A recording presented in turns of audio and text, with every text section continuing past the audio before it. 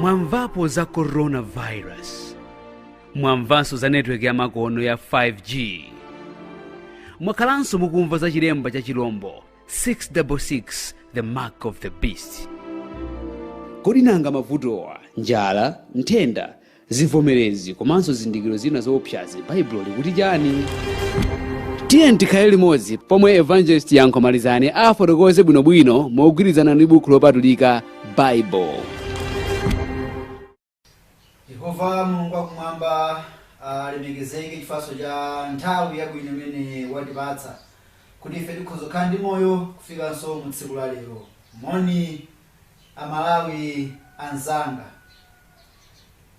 tadza ndi uthenga umene udakhale ukuchitika kwa sabata lonse kuyambira Sunday mpaka na Saturday, tsiku lina lililonse. Ndeni kupempheni kuti mukhale ndi chidwi ndi uthenga chifukwa dziko lapansi ndi likutsetsereka, zochitika ndi zikuchitika.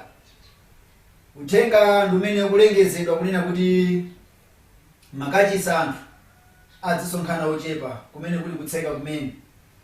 Ndi dziko lapansili kumene likuwerapo zofunika munthu azindikire chimene chikuchitika ndi kumene ifeyo tikupita, kumene moyo wa munthu ukupita ndi chimene chikubwera pa dziko lapansi chimene munthu mwina sangachembekeze chikhoza kuchitika.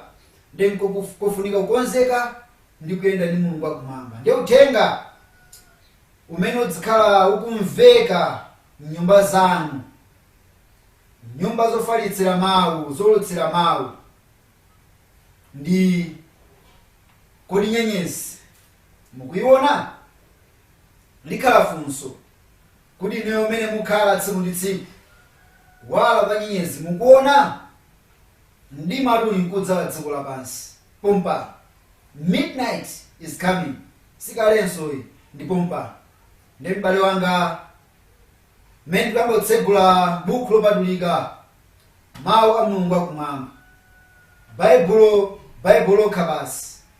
Tipemphere. Yehova Mulungu wokonda muli kumwamba, mukhala kumpando wanu wachifumu wautali ndi wokwezedwa, kumene angelo saleka kulemekeza inu, kuti ndinu Mulungu woyera, woyera, woyera, Yehova Mulungu wamakamu. Zikomo chifukwa cha kukhulupirika kwanu kuti mudalonjeza kuti namwali adzayima nadzabala mwana wamwamuna nkumutcha dzina lake Emmanuel. Kudachitika kuti Yesu Khristu adabadwa, adatifera ife, kotero munthawi ino tivomereza zochimwa zathu pamaso panu, popeza matilonjeza ife kuti tikavomereza machimo athu, inu Mulungu ndinolola ndi okhulupirika kutisambitsa ife kuchotsa chosalungamacho. Kotero tikupempha Mbuye mutikhululukire ife mphulupulu zathu. Tikuwerenga mawu anu tsono amene ndiwo nyali yakuunika kumapazi athu, ndiko kuwala pa njira yathu. Mutidyetse mfumu ya ulemerero kuchokera pa gome lanu loyera mu dzina la Yesu Khristu. Amen. Kodi nyenyezi mukuiona? Funso likubwera bwanji?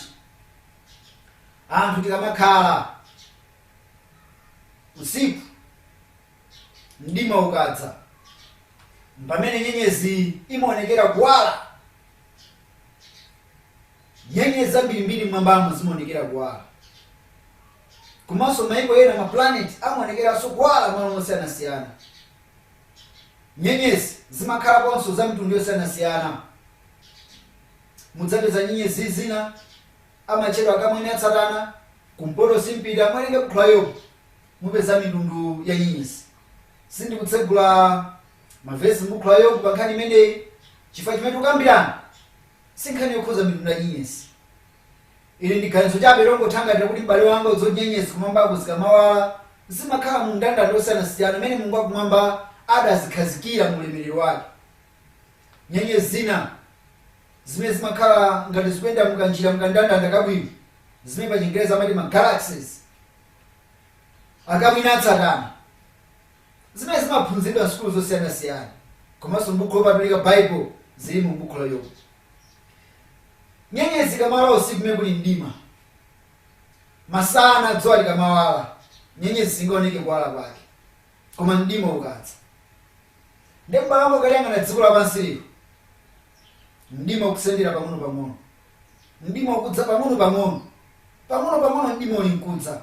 Ukhoza kuona kuyambira chaka cha 2000 kumazafika pano 2020 pakata pachitika zinthu zambiri zodabwitsa, nkhondo zosiyanasiyana zikulu, nzeru kuchuluka, makina kusinthidwa munjira zosiyanasiyana, makompyuta kulumikizana dziko lonse lapansi, nthenda zosiyanasiyana kudzafika chaka chino cha 2020 mmene kwadza matenda COVID-19. Chaka chomwe chino mmene kwatchuka nkhani ya network ya 5G, komanso kubwera ka network ena Wi-Fi 6, ndi palinso katsamba kena kazinthu zoonera kotchedwa Netflix, ndi zinthu zambiri zimene zikubwera pa dziko lapansi. Ndi mnyengo yokhayokhayi imene ku America azungu ndi anthu okuda akukhulana kwambiri, ndikumabweretsa kachizungu kawo Black Lives Matter, anthu kukangana kwambiri. Mu dziko lino la Malawinso mavuto ndi osayamba, anthu kukhulana mitundu yosiyanasiyana. Ndi zonsezi zikuonetsera kuti pa dziko lapansi mdima uli mkudza. Ndifake funso ladza lonena kuti kodi m'bale wanga mu mdima umenewu nyenyezi ukuyiona?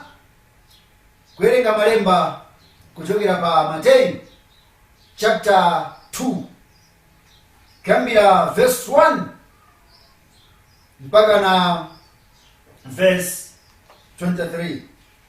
Kuwerenga buku la Mateyu, buku loyambirira mchipangano chatsopano. Utenga utsate bwinobwino m'bale wanga, chifukwa ndi uthenga ofunikira mu nthawi imene iwe ndine tikukhala. Mateyu chapter 2 ndilambe kuwerenga verse 1. Ndipo pakubadwa kwake kwa Yesu m'Betelehemu wa Yudeya, m'masiku a Herode mfumu, onani anzelo akummawa anafika ku Yerusalemu, nati, ali kuti amene anabadwa mfumu ya Ayuda? Chifukwa tinaona nyenyezi yake kummawa, ndipo tinadzera kudzamulambira iye. Ndipo Herode mfumuyo pakumva ichi anavutika, ndi Yerusalemu yense pamodzi naye. Ndipo pamene anasonkhanitsa ansembe akulu onse ndi alembi a anthu, anafunsira iwo adzabadwira kuti Khristuyo. Ndipo anamuwuza iye, m'Betelehemu wa Yudeya, chifukwa kunalembedwa kotere ndi mneneri kuti, ndipo iwe Betelehemu m'dziko la Yudeya sukhala konse wang'onong'ono mwa akulu a Yudeya, pakuti otsogolera adzachokera mwa iwe, amene adzaweta anthu anga Aisraeli. Verse 7. Pomwepo Herode anawayitana anzeruwo mseri, nafunsitsa iwo nthawi yake idaoneka nyenyeziyo, nawatumiza ku Betelehemu nati, yendani mufunitsitse za kamwanako, ndipo pamene mudzampeza mundibwezere mawu, kuti inenso ndidzadze kudzamulambira iye. Ndipo iwo mmene anamva mfumu anamuka, ndipo onani nyenyezi ija anayiona kummawa inawatsogolera iwo, kufikira inadza nima pamwamba pomwe panali kamwanako. Ndipo iwo poona nyenyeziyo anakondwera ndi kukondwerako kukulu. Ndipo pofika ku nyumba anaona kamwanako ndi Mariya amake, ndipo anagwa pansi namugwadira iye, namasula chuma chawo, nampatsa iye mitulo, ndiyo golidi ndi libano ndi mure. Ndipo iwo pochenjezedwa mkulota kuti asabwerere kwa Herode, anachoka kupita ku dziko lawo pa njira ina. Maliza ni verse 13. Ndipo pamene iwo anachoka, onani mngelo wa Ambuye anaonekera kwa Yosefe mkulota nati, tauka nutenge kamwanako ndi amake nuthawira kwa Igupto, nukhale kumeneko kufikira ndidzakuza iwe, pakuti Herodi adzafuna kamwana kukaononga iko. Haleluya. Uku ndiko kuwerenga kwa mawu a Mulungu akumwamba, mawu amene m'Masalimo 109 verse 105 akunena kuti mawu anu ndiwo nyaya ya kumapazi yanga, ndiko kuwunika kwa panjira yanga. M'bale wanga, pamene oyenda moyo uno tsiku ndi tsiku, ukufunika chowunikira kumapazi ako, ukufunika panjira yako pazikhala powala. Pamene COVID-19 akugwedeza dziko lapansi, pamene nkhani yakuvala mamaski ili pa chindende, pamene nkhani ya mavaccine imene mkulu wina dzina lake Bill Gates akuyilimbikira kwambiri ikupitabe chitsogolo, zikufunika njira yako muzikhala kuwala. Kuwala kumene kungadze podzera mawu awa a Mulungu, chifukwa dziko lapansi mdima ndio linkudza tsopano. Tazindikira chimbale wanga kuti mu verse 1 Matthew chapter 2 muli nkhani yayikulu. Musabata lonseli iti imene tikuyamba uthenga umwe tsiku la lero, dziwa kuti tizenda pang'ono musathamanga. Cholinga utsale bwino uthengawo ndi kukonza moyo wako Yesu Khristu asanadze. Ndikulibwereza verse 1. Ndipo pakubadwa kwake kwa Yesu m'Betelehemu wa Yudeya, m'masiku a Herodi mfumu, onani anzeru akummawa anafika ku Yerusalemu. Tazindikire chimbale wanga kuti Yesu Khristu adabadwadi pa dziko lapansi, ndipo kubadwa kwa Yesu Khristu ulosi udaperekedwa kale kuti Yesu adzabadwa. Ndikufuna ambe kuona kukhulupirika kwa Mulungu pa nkhani ya kubadwa kwa Yesu Khristu, kuti zidalembedwa kale mwa aneneri kuti Yesu adzabadwa. Ndi verse 1 mita walingani akuonetsera kubadwa kwa Yesuyo. Tamva lemba ili pa Yesaya chapter 7 verse 14 pali mawu awa: chifukwa chake Ambuye mwini yekha adzakupatsani inu chizindikiro. Taona namwali adzayima nadzabala mwana wamwamuna, nadzamutcha dzina lake Emmanuel. Yesaya chapter 7 verse 14 akuti Mulungu adzapereka chizindikiro iye mwini yekha, kuti namwali adzayima nadzabala mwana wamwamuna ndi kumutcha dzina lake Emmanuel. Mulungu adalonjeza, Mulungu adapereka ulosi wa kubadwa kwa Yesu Khristu, ndiyo kukwanitsidwa mu Mateyu chapter 2 kuti no Yesu Khristu adabadwa m'Betelehemu wa Yudeya. Ndi chimene Mulungu wakumwamba wanena amachikwaniritsa. Mulungu si munthu kuti akaname. Apa zikuonekeratu kuti Yesaya kale adanenera kuti adzabadwa mwana, patadutsa nthawi yayitali zikuonekera mwanayo tsopano akubadwa, Yesu Khristu. Yesu Khristu mwini wake adakula mkamba kutumikira tsopano, na Yesu adalonjeza Yesu Khristu. Ndipo nditsale chimene Yesu Khristu adachilonjeza mmene kutsetsereka ndi phunziro pa Yohane chapter 14 verse 3. Yesu adalonjeza. Tamva m'bale wanga lonjezo la Yesu Khristu: ndipo ngati ndipita kukakonzera inu malo, ndidzabweranso ndipo ndidzalandira inu kwa ine ndekha, kuti kumene kuli ineko mukakhale inunso. Haleluya. Yesu Khristu adanena kuti iyeyo akuchoka kukakonza malo. Mene akuchoka kukakonza malo akunena kuti adzabweranso. Ndimafuna kuoneka chinthu ake kunoti Mulungu wakumwamba adalonjeza kuti mwana adzabadwa, namwali adzayima nabala mwana, ndipo kudachitikadi kuti Mariya namwaliyo adayima nabala mwana dzina lake Yesu Emmanuel. ndi Yesu olonjezedwa. Na Yesu adagwira ntchito yake masiku akutha kwa moyo akatawandikira, adalonjeza kuti akupita kukakonza malo, ndadanira kuti adzabweranso.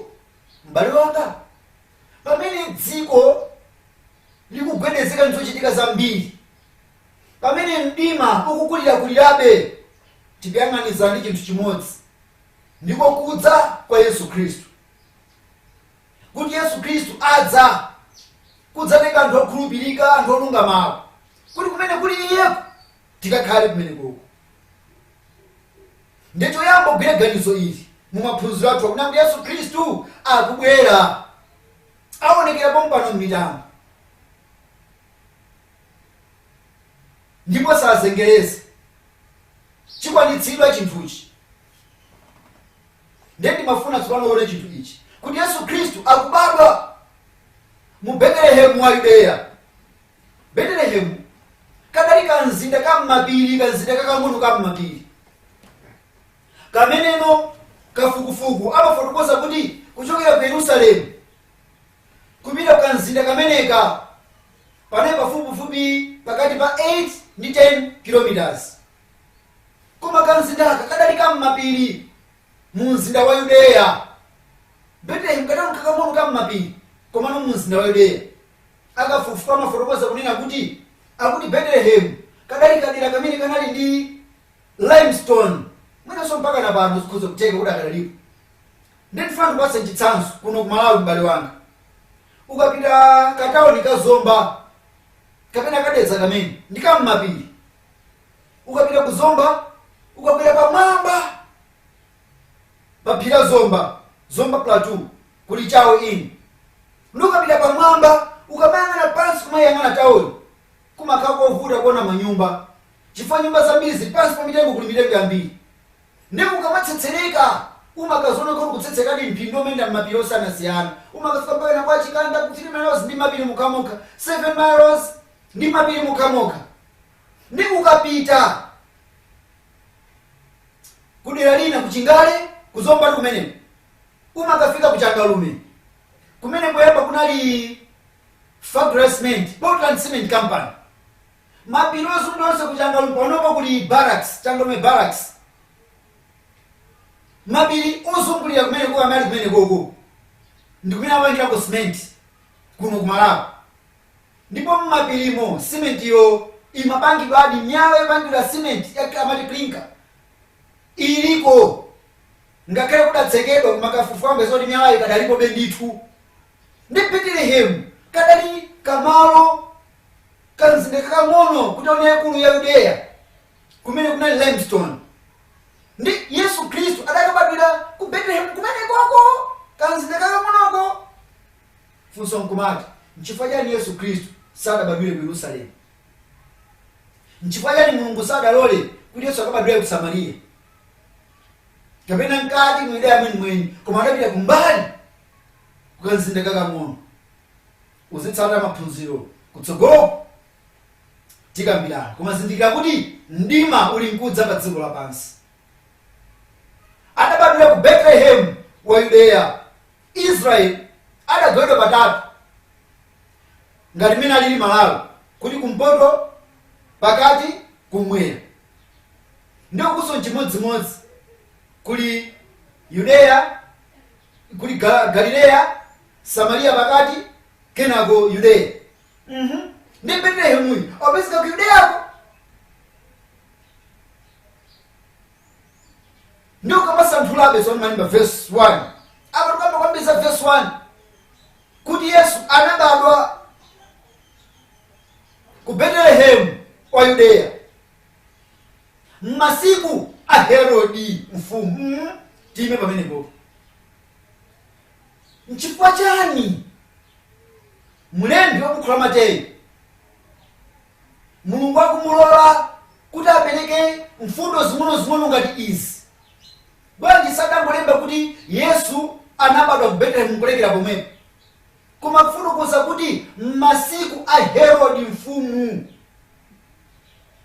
Herodi uyu amatchedwa Herodi wamkulu, Herod the Great.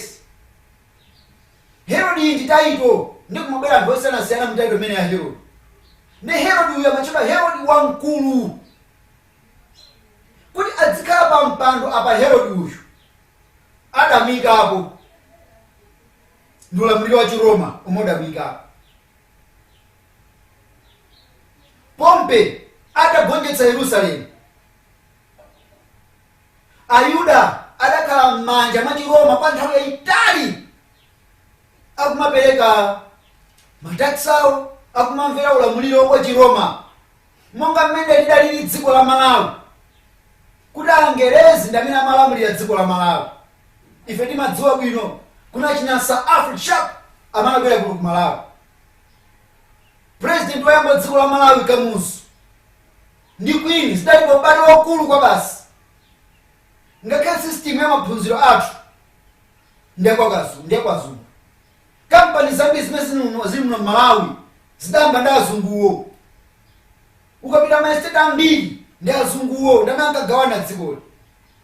Ukapita dziko la Mozambique ukapeza la Bitikisi ndi amene amalilamulira dzikolo. Zochitika zonse mphamvu ndi zawo. Ndi m'masiku amene Yesu amabadwa kuli mfumu Herodi. Herodiyo sadakhala mfumu pa nzeru zake kapena kusankha yekha, adachita kumuyikapo. Senate ya Roma idakhala pansi nisankha Herodi kuti akhale mfumu. Herodi si munthu wambayi. Herodi uyu adachokera ku fuko la Edom. Herodi uyu adachokera ku fuko la Edom. Aedom ndi abale wa Israeli, chifukwa Aedom ndi mbumba ya Esau, pamene Aisraeli ndi mbumba ya Yakobo. M'bale wanga amene madziwerengera wekha buku lopatulika ili limene tikulikweza m'manja manga kuonetsa kuti buku lokali ndiye lokhulupirika pa dziko lapansi, udzapeza kuti Isaki adali ndi ana awiri. Woyamba Esau, wachiwiri Yakobo. Esau monga woyamba adagulitsa ukulu wake kwa mphwake Yakobo chifukwa cha chakudya. Adapita kupha nyama, pobwerera adalephera kupeza nyama imene amapatsa bambo ake Esau. Chifukwa Isaki amakonda Esau, pamene Rebeka mkazi wake wa Isaki amakonda Yakobo. Ndipo adachitika kachinyengo kamene Yakobo adalandira dalitso limene amayenera akulandira Esau mwini wake. Zitadziwika kuti Yakobo wamunyenga mkulu wake Esau, Yakobo adathawa napita kwa mkulu wake Labani. Kumeneko Mulungu kumukulitsa, nampatsa chuma, nampatsa wana. Ndikuchokera mu fuko la Yakobo mmene munali ana 13 wamkazi mmodzi Dina, ndamolengedwa ana amuna okha 12. Mudali mwana wina dzina lake Yuda. Kumeneko kumachokera fuko la Chiyuda, koma Israeli yense ndi fuko la Yakobo. Chifukwa Yakobo yakubwerera adakumandingiro nalimbana nana kusintha zina, kuchoka mu Yakobo kubwera Israeli, kumachokera fuko la Israeli. Ndipena mabwerera mu njira kuchokera ku ukapolo kwa Igupto, ali mu njira mbumba ya Esau idawaganiza njira abale yawo. Muja muchitira mabanja wena kuti foti makolo mudayambana ndi mauza ana kunena kuti banja ilo wosamagwirizana nawo, wosazerekeza kukwatwa ndi banja lawo, kuti wosazerekeza maudana amene nkumango kulirapo. Ndifuna ndiwerenge kuti nkhani mwina sango ifotokoza chabe. Tukambasa kuti nchifukwa chani wolemba buku la Mateyu, amali Mateyu amene Mulungu adamuwa kuti apereke mbiri ya mfumu Herodi, kuti Yesu adabadwa m'masiku a mfumu Herodi. Tukambasa Herodiyo kuti Herodi uyu sadali wa fuko la Yuda, sanali mu Israeli, koma anali mu Edomu. Ndi kufuma Chiroma ndume udamuyika pa mpando. Ndikuwerenga m'bale wanga Numeri, buku la Numeri chapter 20, uyimvetsere bwino nkhani chifukwa ndiyofunikira maphunziro athuwa kuti kodi nyenyezi mukuiona. dziko lapansi mene mdima uli mkukula ukukulirakulirabe funso ngomani kuti nyenyezi mkuiona nde funso limene lolo mbiri yonse imene kufotokoza apayi nkoti uone kumene tikulowera ndi chimene chidachitika mu dziko lapansi. Numeri chapter 20 ndikuwerenga verse 16 mpaka na verse 21. Pamenepo tinafuwulira kwa Yehova ndipo anamva mawu athu natuma mthenga natitulutsa m'Aigupto. Ndipo taonani tili mkadeshi ndiwo mudzi wa malekezero amalire anu. Tipitatu pakati pa dziko lanu, sitidzapitirira pa munda kapena munda wampesa, sitidzamwa madzi a mzitsime, tidzatsata msewu wachifumu, sitidzapatukira kulamanja kapena kulamanzere mpaka titapitirira malire anu. Verse 18. Koma Edomu ananena naye, usapitirire pakati pa ine kuti ndingatuluke kukomana nawe ndi lupanga. Ndipo ana a Israeli ananena naye, tidzatsata msewu ndipo tikakamwa madzi ako ine ndi zoweta zanga, pamenepo ndidzapatsa mtengo wake. Sindifuna kanthu kena koma kungopitapo mwa njira. Koma anati, usapitirirepo. Ndipo Edomu anatulukira kukumana naye ndi anthu ambiri ndi dzanja lamphamvu. Potero Edomu anakana kulola Israeli kupitira pa malire ake, chifukwa chake Israeli anampatukira.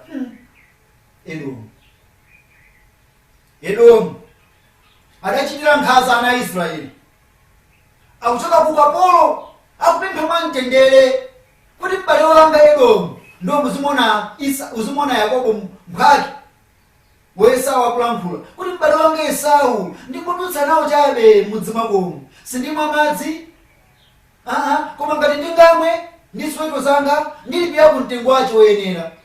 Akupempha mozichepetsa, silipirefe kumanzere kapena kumanja, ayi tikudutsa kansi kachifumu kokumapitirira mpaka tikatuluke m'maliremo osagunda kena kalikonse.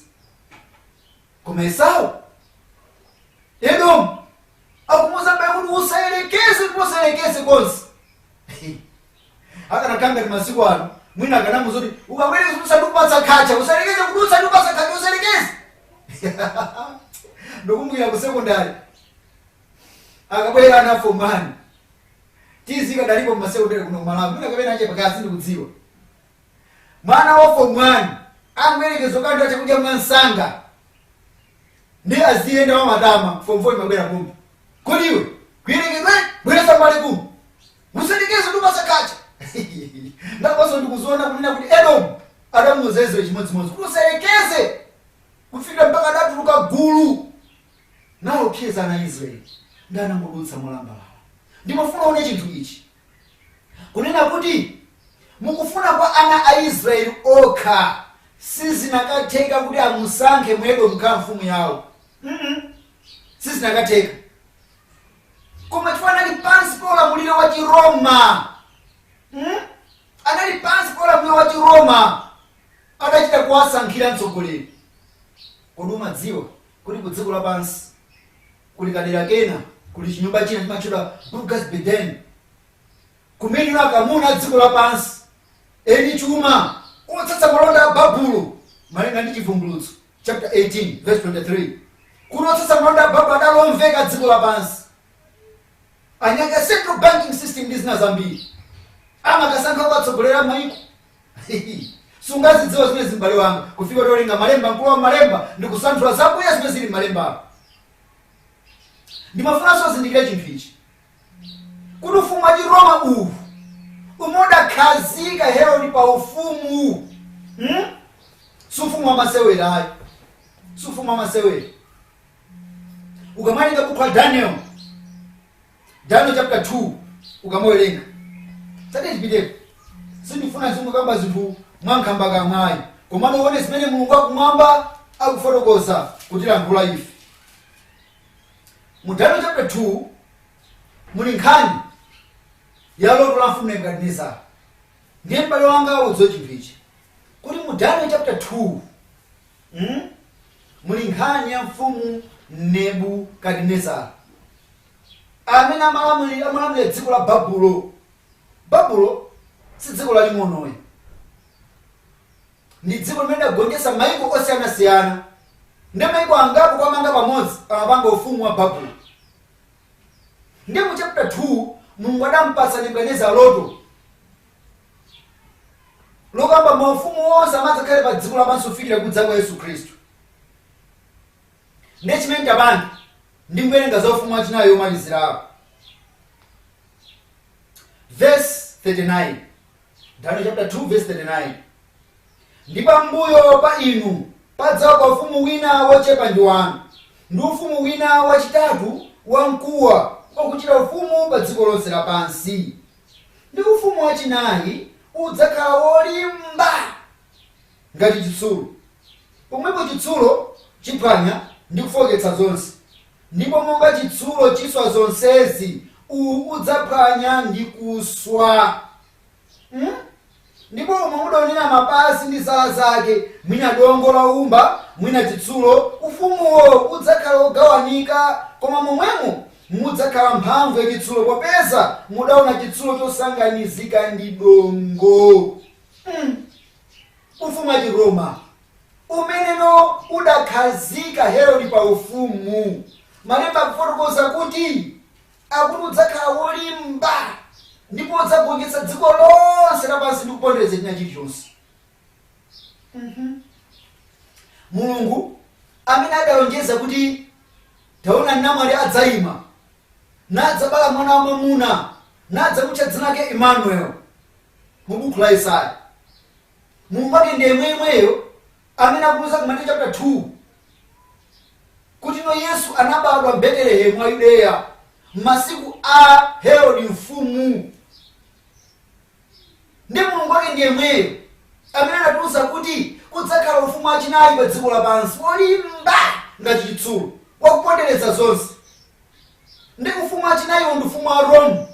Ufumu wa Romuwo ndi umene udakhazika Herode pa mpando, ndi umene udalamulira ana a Israeli kwa nthawi yayitali ukalinga mbiri ya dziko lapansi, kapeza kuti Pompe adagonjetsa Yerusalemu. Zilimo zimenezo. Ndinamvanso verse 8 Daniel chapter 7 ndikuwerenga verse 19.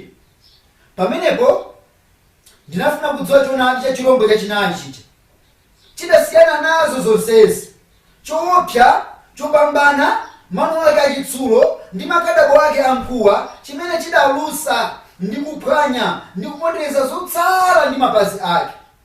Ndi za nyanga 10 zinali pamutu pake, ndi nyanga ina idaphukala imene zidagwa zitatu patsogolo pake.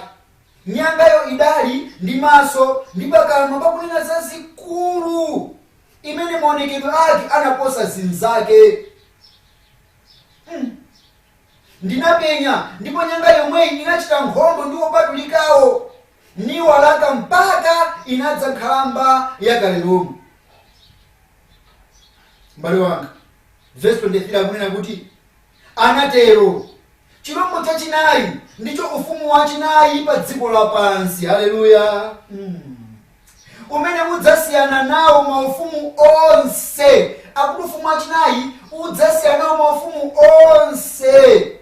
Ufumu wa Rome ndi wosiyana ndi maufumu ena onse pa dziko lapansi. Ndakuti nudzalusira dziko lonse lapansi, nudzalipondereza ndi kuliphwanya. Akuti ufumu wa Rome udzalusira dziko lonse lapansi, kulipondereza ndi kuliphwanya. M'bale wanga, zochitika zonse za dziko lapansi masiku akumapeto ano dzanja la Rome lilipo. Zochitika zonse za fuko la Israeli mmene Yesu amabadwa padali dzanja la Rome. Mukulamulira konse muzochitika zonse za misonkho ndi zina zonsezo dzanja la Rome lidalipo. Zakeyo misonkho imene akatolera imapita m'manja mwa Chiroma, sidali ana a Yuda ayi. Mateyu na Yesu adalisonenso amisongo chimodzimodzi. Ndi mmene amalemba izi amadziwa chimene akulemba. Yesu ngakhale kufa kwake asilikali Roma ndamada mukhoma pa mtanda. Ndi ufumu wa Chiromu somasewera iyayi, ndi ufumu wachinayi ndipo ndi ufumu wotsiriza. Tikudziwa ndi ufumu wotsiriza. Daniel chapter 2 mene walenga kucha akuti kumapazi kwa chifano kuli chitsulo ndi dongo. Chitsulo ndi dongo sichingagwirizane. Kutsimikizira kuti masiku otsiriza maufumu adzakhala ogawanikana osagwirizana ngati mmene zikuonekera lero. Dziko lonse lapansi mene lili mikangano ilipo isiyanasiyana. Ine mukudziwa bwino lomwe kuti no dziko la Britain lidatuka mu mgwirizano wa maiko onse pa dziko lapansi. Adapanga kagulu kene kochita Brexit. Zimoneka ngati akuyendera limodzi koma tionani chitsulo dongo sizingagwirizane, mikangano ngosayamba. Ndipo sizitheka mafumu kulumikizana kupanga chimodzi. Kukhawukangana kukhakuka. Koma ufumu wa Rome mphamvu yake ikadalipobe ndipo idzakhala mpaka Yesu Khristu adza. Ufumu wamaliza pa dziko lapansi ndi ufumu wa Rome, kulibenso ufumu winayo. Chifukwa malemba afotokoza kuti Mulungu adapereka maufumu anayi amene adzakhalapo mpaka nthawi kumapeto. Ndi mu chapter 7 mmene Daniel adaona mkulota adaona muzilombo zinayi zimene afotokoza chilombo chachinayi chokha. Kuti muzilombo zimenezi zimayimirira maufumu amene adzoka pa dziko lapansi. Werenga verse 17, chapter 7 verse 17. Kuti ndipo zilombo zinayi zimoda zonazo ndiwo maufumu anayi amadzoka pa dziko lapansi. Ndi ufumu wachinayiwo ndi ufumu wa Rome. Ufumu wa Rome uponderetsa dziko lonse lapansi. Ufumu wa Rome ndi umene udakhazika Herod pa mpando. Ngati ufumu wa Rome ukuponderetsa dziko lonse lapansi ndi kuliphwanya, kodi mdima umene ukudza pa dziko lapansi umene wayamba pang'ono uganza Rome mulibemo mphamvu yake? Ukuyena udzifunse m'bale wanga. Ukuyena kuti udzifunse. Maphunziro ku school amene ankhandu kumaphunzira za Darwin nkumaphunzira kumati munthu anachokera kunyani. Ufumu wa Chiroma mphamvu yake ili. Ufumu wa Rome mphamvu yake ili. Mateyu chapter 2 ngombe kukambira verse 1. Munthu autenga ulikonse kunena kuti kodi nyenyezi mukuiona pamene mdima ukudza pa dziko lapansi. Bali wanga nyenyezi ukuiona? Chifukwa ngakhale munthu akamenda usiku pali masiku ena mwezi umaonekera kuwala ndi nyenyezi nkuwala. Munthu amenda momasuka kunja kumakhala kukwala bwino, chithunzi cha munthu chimaoneka, patsogolo matha kuona mitengo zabiri umaziona. Chifukwa chani? Muli kuwala. Mwezi usaoneke ngati kuli nyenyezi kumwambako. Nyenyezi zimawala mosangalatsa komanso zimapereka chimwemwe. Chifukwa chani? Usiku kuli mdima. Ukamalenga Genesis chapter 1 Mulungu adayika zonikira ziwiri zazikulu. China chionikira masana, china chionikira usiku. Ndi dzuwa lionikira usana pamene mwezi ndionikira usiku. Ndi mdima ukudza pa dziko lapansi. Palibe amene angakani. Monga m'bale wanga ungakani kuti kudziwa mdima kulibe. Ukaganiza za COVID-19 mmene wagwedezera dziko lapansi. Maofesi kutseka, machali chinda wako tsekedwa wawo, peko kutseka lumene kwa chinsisi. Ndamene kutsekedwa wa. Anthu tikamenda misomuzo mask kukama. Zinthu ngazimene zikamachitika. Umene ndi mdima pa dziko lapansi. Matenda COVID-19 agwedeza dziko lonse lapansi. Verse 39 chapter 7 Daniel ufumu wa Rome udzapondereza dziko lonse lapansi. Uzizulumikiza zinthu zimbalako kamakhala. Ano simasikokhala mu mbuli, simasikokhala mu mdima. Chifukwa chani? Tindima wachinenera kupatulika. Verse 1 kumapeto akunena kuti onani anzeru akumawa anafika ku Yerusalemu. Akuti anzeru akumawa anafika ku Yerusalemu. Bale wanga nchifukwa chani akuchita kunena kuti anzeru akumawa anafika ku Yerusalemu? Chifukwa chani akutero?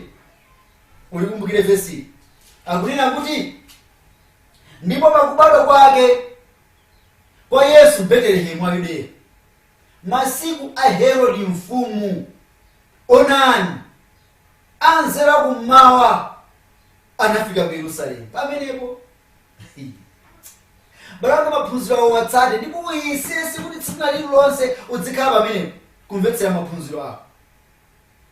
Kuti mmene ndima kukulira kulebe pa dziko lapansi, Mulungu wakumwamba akuthangati kuti mapazi ako ukamaponda uzona poponda, ukamatukula mutu wako uzona chimene chili kutsogoloko pogwiritsa ntchito mawu opatuka bukho opatuka mawu a Mulungu. N'chifukwa chani akuti anzeru akummawa? Akutchedwa bwanji anzeru anthuwa? Adali anthu owerenga, adali anthu owerenga, sanali anthu ongomva zinthu, sanali anthu ongogwedezeka. Adali anthu owerenga. Ine ndikudziwa bwanji adali anthu owerenga.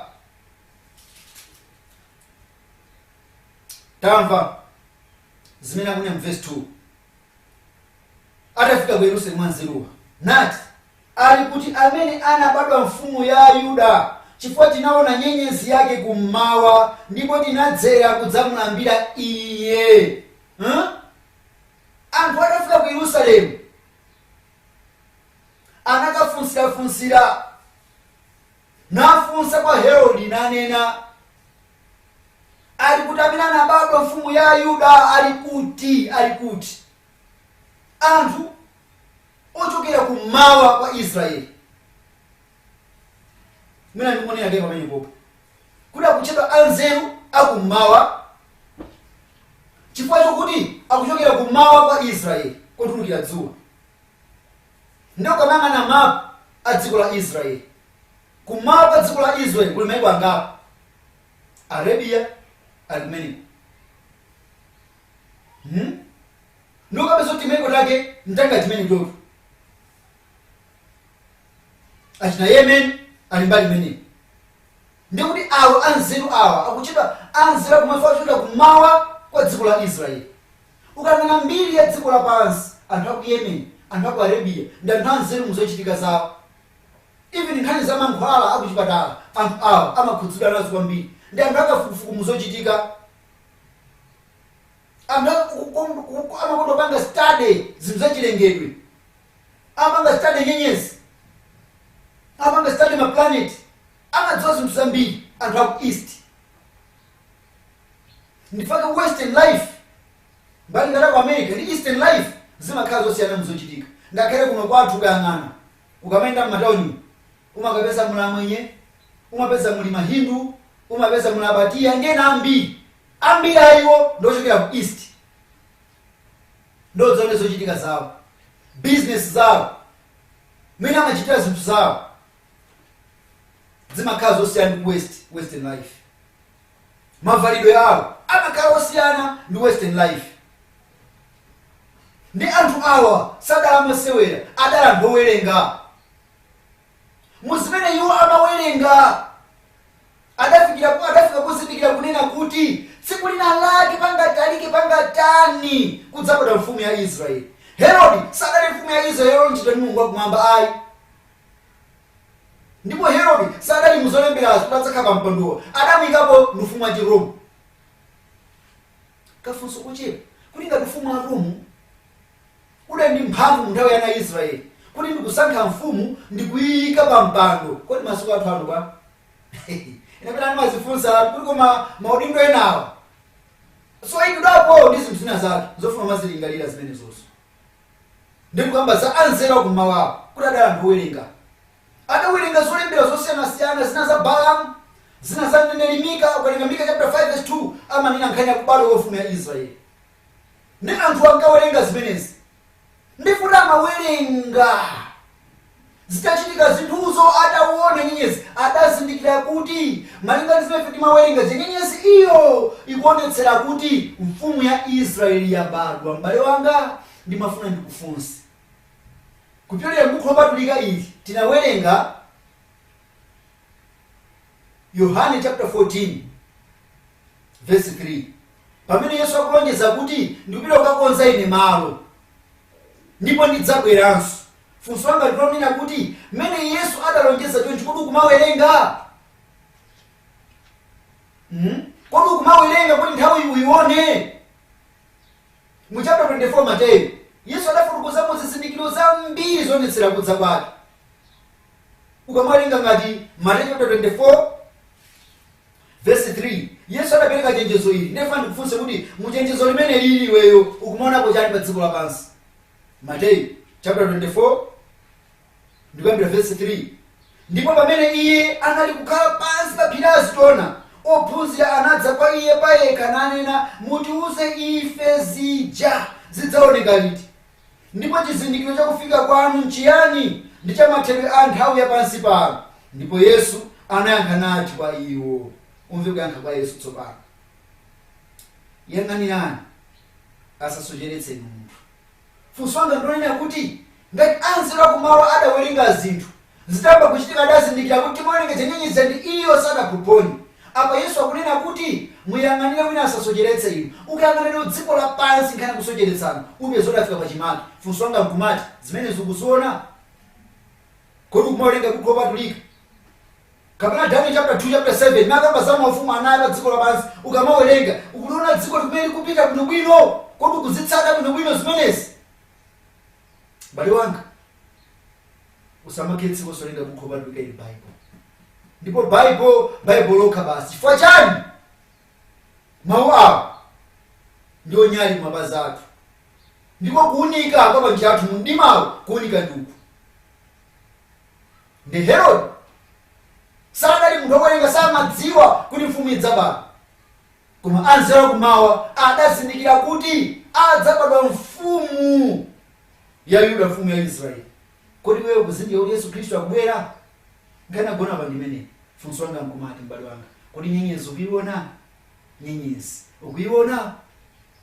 Si nthawi yolimbana ndi kukhula nkhozo za dziko lapansi ayi, koma kumuyang'ana Yesu. Yesu yekha basi. Chifukwa kompano Yesu adza. Kungatalike kungatani Yesu Khristu adza. Ndifuna ndikuyitanire m'bale wanga kukulapa. Ndikuyitanira kukulapa.